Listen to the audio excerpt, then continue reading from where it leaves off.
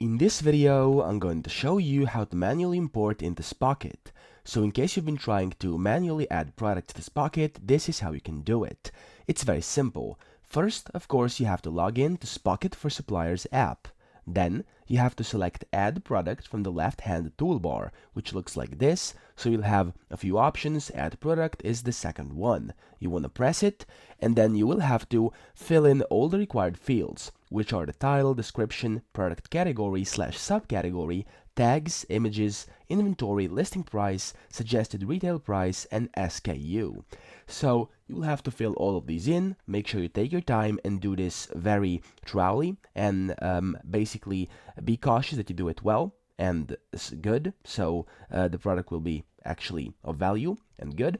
And then once everything is completed, you want to click the post product button to activate that. Okay, now as you can see, the post product button is located up here at the very top right of the page, and then that's pretty much it. You've posted your first product in Spocket, and it will soon be available for thousands of retailers around the world to discover and sell.